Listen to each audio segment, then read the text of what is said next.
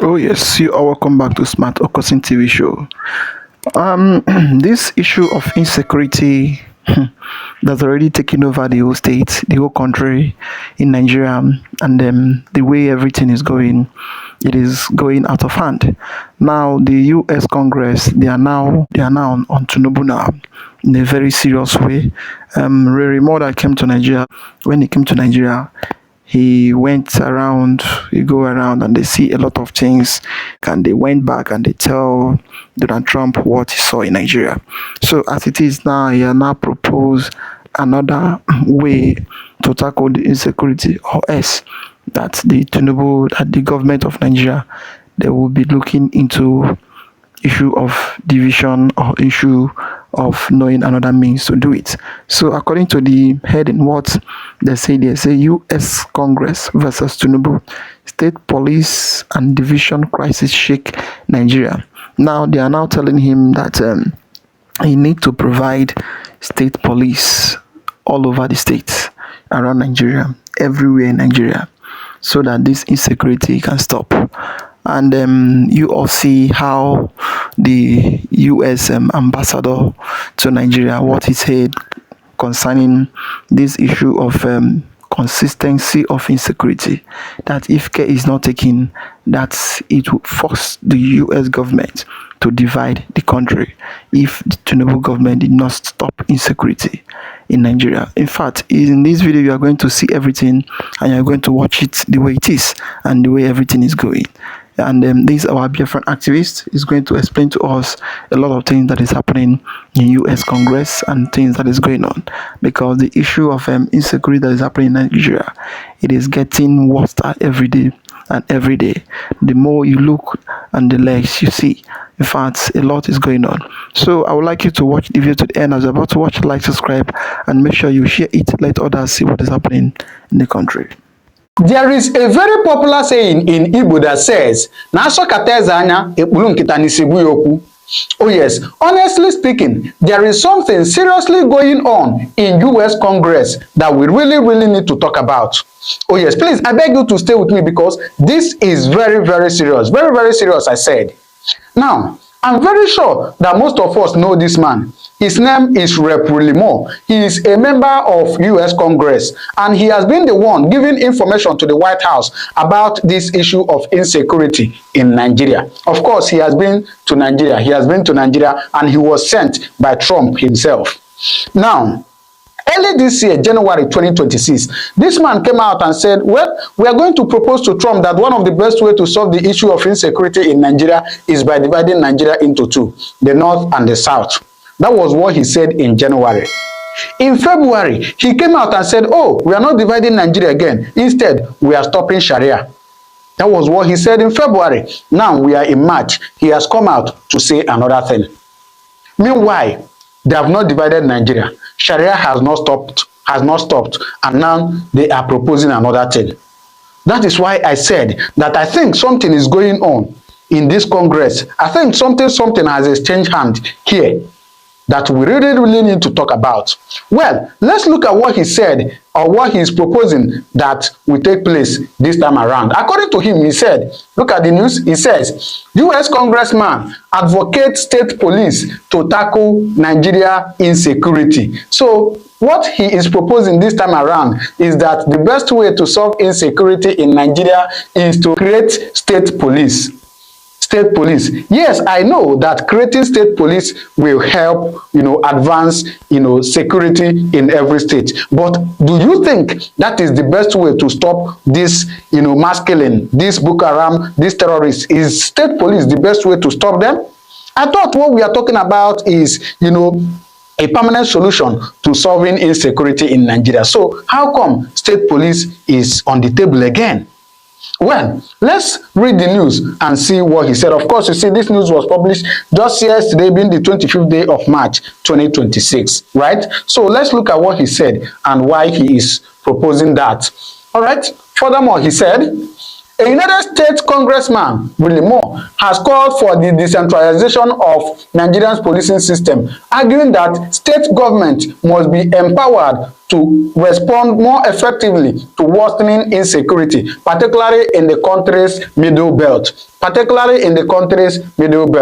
So what he is calling for now is for state police. So you know what is state police? That each state will have the police that is policing them. All right. He went further to say, Moore made the assertion in a post on X on Wednesday, urging Nigerian authorities to take more effective steps to protect citizens. All right. The lawmaker advocated structural reforms to Nigeria's policing framework, stressing that it is past time to decentralize police authority in the country. So what he's saying is that, you know, each state should have their own police. All right, let's see the reason why he said that. He said Christians in Nigeria continue to face brutal violence and death at the hands of radical Islamic terrorists. The government in Abuja must step up and protect their citizens in the middle belt. I don't know why he kept saying middle belt. Is it not in the north again? Or northern is not part of Nigeria anymore? It's past time to decentralize police authority so state government can protect their citizens and stop this horrific persecution. All right, so that is what he's saying. But I wonder why he's always saying middle belt. Why not the northern part of Nigeria? Another Christian church in Nigeria destroyed by Fulani militants. These are photos of St. James the Great Catholic Church in Adu, Taraba. Just constant terrorism against these Christians. Of course, there was a picture that was, placed under this, the picture of the church that was attacked by these terrorists in Taraba State. So I'm not going to display the picture, but it's just telling you that, Christians are really, really going through a lot in Nigeria. And the best way this man is proposing is for state policing. Will state policing stop insecurity in Nigeria? Well, furthermore, he said, let me zoom it so you can see it. He said, his comment add to growing international attention on Nigerian security challenges, particularly calls for reforms that would allow subnational government to play a greater role in maintaining law and order. All right? The call also comes amid renewed moves by the federal government to advance the creation of state police as part of efforts to tackle the country's multifaceted security challenges. So the federal government of Nigeria has already started making moves to, creating of state police before Willie Moore also come to add his own voice that state police will help to tackle insecurity in Nigeria. Of course, I believe that state police will help, but it is not the permanent. We are looking at the permanent solution. It's not just a temporary solution. You get?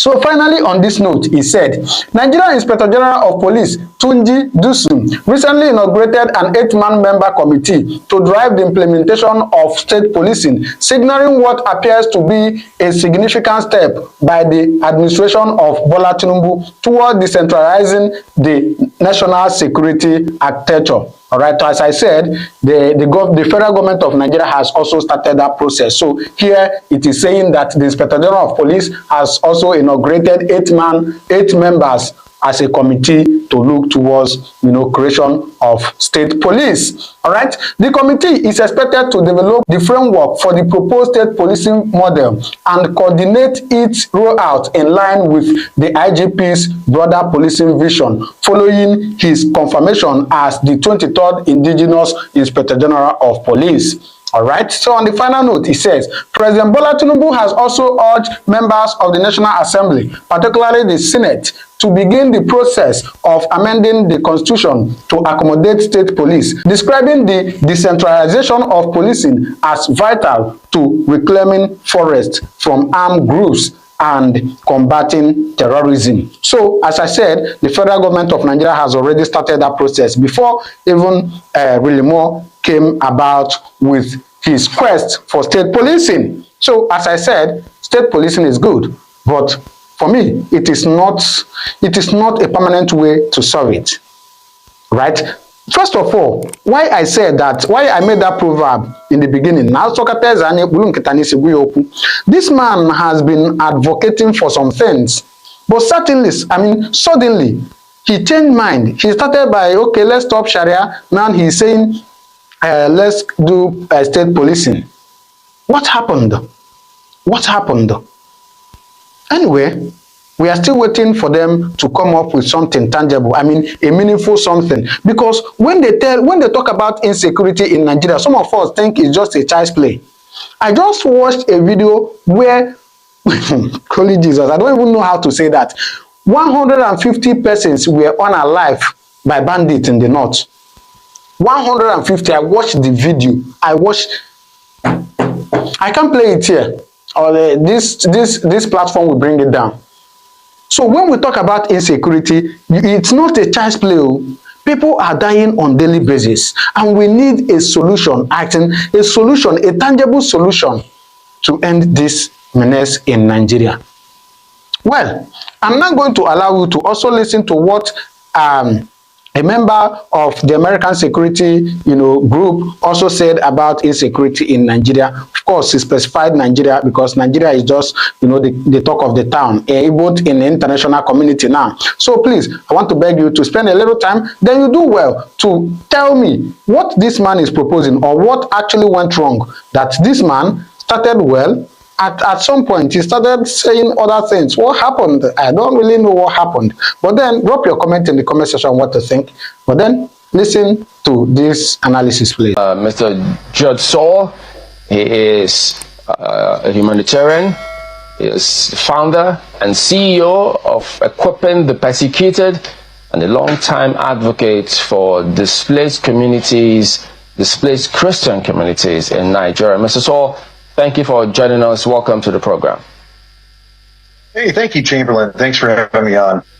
Okay, so for those who are seeing you for the first time, who don't actually have a grasp of what you're doing and why you're doing what you're doing, could you give us a background as to why you're doing what you're doing here in Nigeria?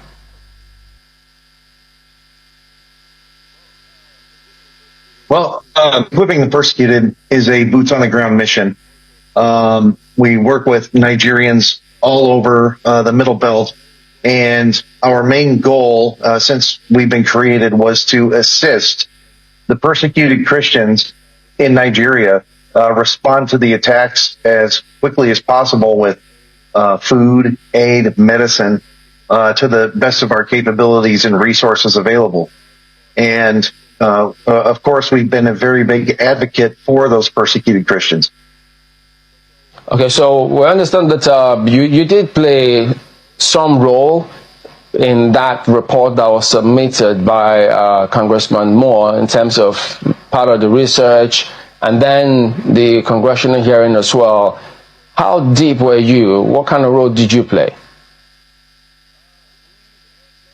We've been advocating for Christians in Nigeria for a long time, and when this came about and President Trump took interest in this, we were one of the groups that they reached out to find out what's actually happening, because there seemed to be a lot of misinformation, especially coming out of the Nigerian government and the mainstream media as to what's actually going on. And, who do they turn to? They'll turn to Americans who actually are in Nigeria, know what's happening. Well, I'm sure you've also have heard different narratives. Some say characterization given to what's going on kind of weakens the entire narrative and takes away from whether or not it's actually going to get the kind of attention or the kind of solution required. So when you say Christian genocide, could you give us a background as to how you came about that, calling it a Christian genocide? Based on what I've seen with my own eyes, and based on who people we work with on the ground in Nigeria see with their own eyes. The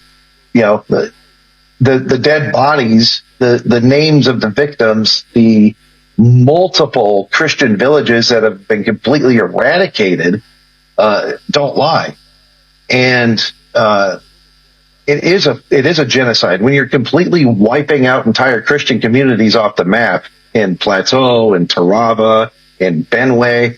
and entire towns, communities completely gone and destroyed and renamed even after the attackers take over the communities. It only points to one thing. It's genocide. And I don't know how you can play word games or mind games to deny that reality. But, I see a lot of scheming in Nigeria and a lot of maneuvering and planning. It's like in Nigeria, they can come up with a scam or a scheme for any possible scenario except for the truth itself. Well, some people will say that we've sort of, it's nice to speak with you, Mr. Judd Saul. Some people will say that we've since moved beyond this, even though it appears that we haven't quite done so, especially given the report of Representative Riley Moore, Congressman Riley Moore. I just wanted to, because I know that you've been in the country for quite a while. From what we see, you've been working in Nigeria since about 2011 or so. It's a long time before you finally founded your organization, Equipping the Persecuted. But for a number of Nigerians, they know that the issues are also a little more complex than they appear on the surface to be. The issues of extremist jihadist movements that are affecting not just Christians, for instance, but also Muslims. And, they believe that the manner in which the conversation has been framed as to just persecuting Christians as though they were the primary targets, rather than they also being, let's say, a part of the alongside other victims who might not necessarily be Christians or Muslims, and that framing is problematic in a country as diverse, as multi-ethnic, as with many religions as we currently witness, and has the potential to create even more chaos, even more problems than we're currently witnessing. Given your knowledge, because I'm not very certain how far in Nigeria you've traveled, if you've been to the southern part of Nigeria, if there are just certain areas that you have been to.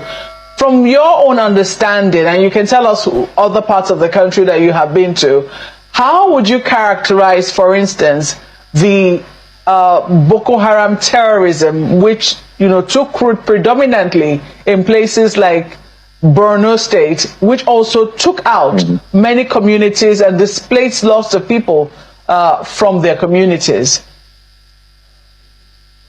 I think people do a disservice to what's actually happening in Nigeria by just calling it, it's a complicated situation. It's you have Boko Haram, you have ISIS, you have the Fulani ethnic militia. You have three different essential terrorist elements in Nigeria that are operating. What do they all have in common? They all want to take over Nigeria and turn it into their own type of caliphate.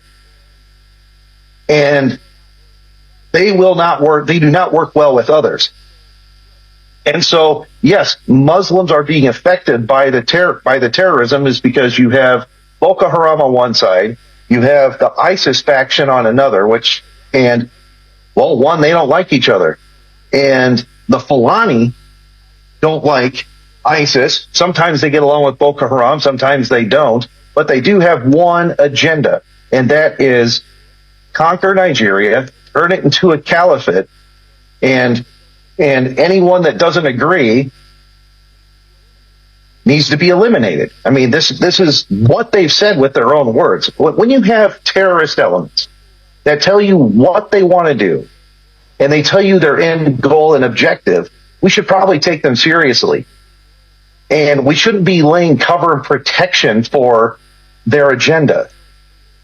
It's very clear. Now, terrorist elements all over the world, when they don't get along with one another, they kill each other. But they have one thing in common. Let's eradicate anything that gets in its way. And they all have another thing in common, and that is they hate Christians. And you don't see Muslim communities being completely wiped off the map and renamed.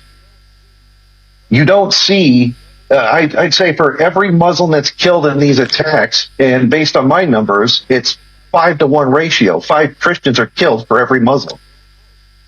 And of course, there's going to be people in the middle that are attacked that are part of this violence, but it is a continuous targeted attack to get rid of specifically Christian communities because, one, they don't ideologically agree.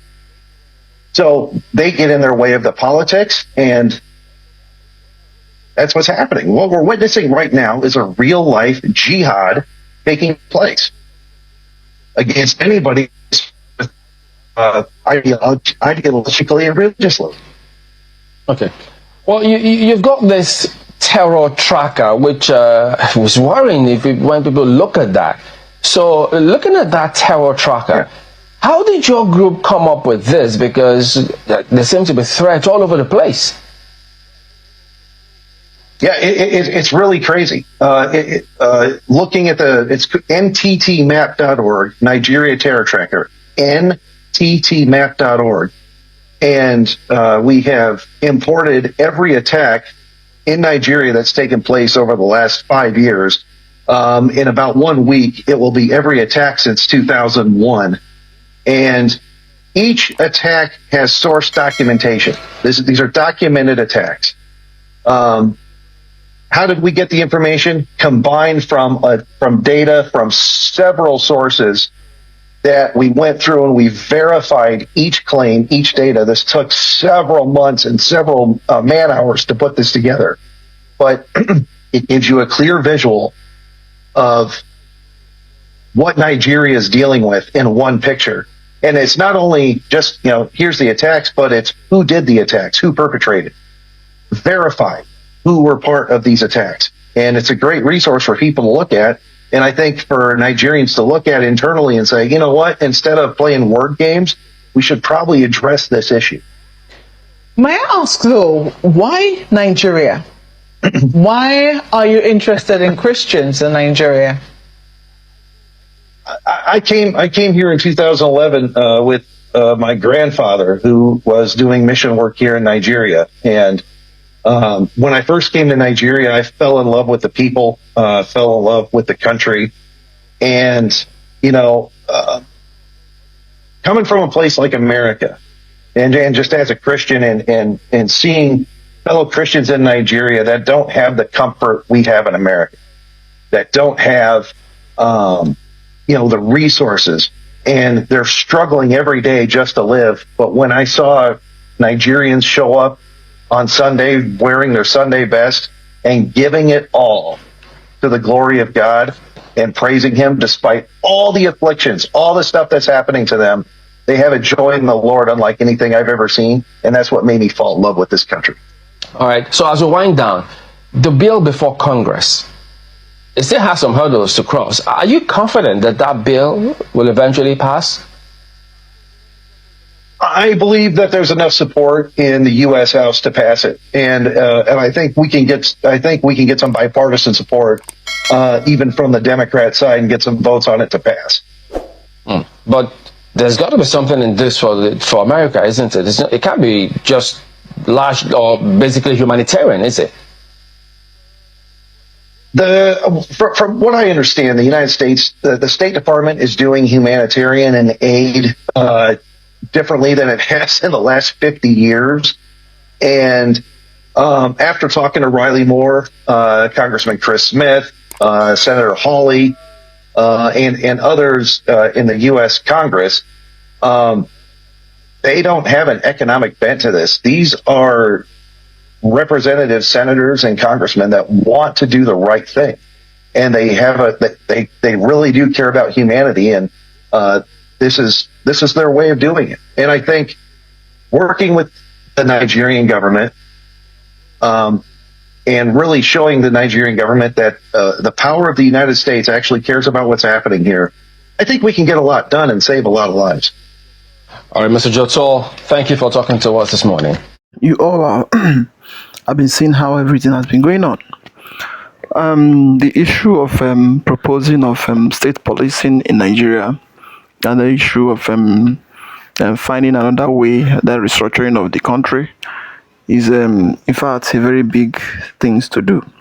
The North, you can see the North, it is not state policing that will end this insecurity that is going on. I think the best way is just to allow those who want to be on their own, and those who don't want to be, because the main reason of all those things, it is issue of one section trying to impose their own region on the other people. That is the main cause. This issue of everyday Nigerian insecurity problem everywhere, every day, and the government of Nigeria, they are not doing enough to stop it. Calling it genocide, as the case may be, the way the Nigerian press, the way they are putting the statement or the word genocide, they are afraid of Nigerian government. They are afraid of what the governments may tell them. That is not a genocide, it is another thing. But still yet, the man that they are interviewing, that they are asking question, is trying to tell them, yes, that what is happening in Nigeria is pure genocide. It is not about, it is also happening to the Muslim. Because this issue of it also affects the Muslim is where the problem lies. Yes, it affects the Muslim, but the Muslim is affected. Why are they not rising up to stand against this insurgency, this insecurity and everything that is happening? Instead of them to rise up and to say yes, they need the solution, once they see people that is coming like the way US, American is trying to end it, then they will fight, they will start fighting against America, start fighting against Trump, saying that Trump is coming to Nigeria to destroy, to take away their resources and to do this and do that. Trump is trying to come to fish them out. Why are they still complaining? Because you say that the insecurity and the terrorists, they are also affecting you, but you see a help from above. You see a help that want to help you to wipe out those insecurities. Instead of you to embrace it with your open hand, but you are chasing it and you are against it. But at the end, they will tell you that it's also affect. Does it mean that it is okay for the country to be like this without people living or without people fighting for their survival? Because the worst thing is there is that once you as a citizen rise up to defend yourself, the next thing you will see in your door is that the DSS or the police or the army will come and arrest you and pin you and tell you that you don't have the right to defend yourself, that the person that will defend you is the army, the security, that are there. But once those bandits is coming, they will not be there to defend. Even when they are there, they will not do the main thing they're supposed to do. In fact, the whole country and the whole thing that is happening in the country, it is now out of hand. They are just claiming that Nigeria is one, forcing people to remain. You already have seen the objective, objective of those people, that their main pursuit is to make sure that they conquer every zone and turn every people into Islamic. So, and without it, they cannot rest. You may fight them today and think that you win. You did not win them, because after you fight them and go, they will still continue from where they stop. So the best way is just to do all those evil, tell them to be on their own and they work on their own, or you allow every zone to stand on their own, to start developing its own path, so that whatever that is happening in the country, they will know how to tackle it. That is my only take. Well, I would like to comment down below what do you think about the whole thing that is going on in the country. Like, subscribe, and make sure you share it. Let others see what is happening in Nigeria. So thank you for watching.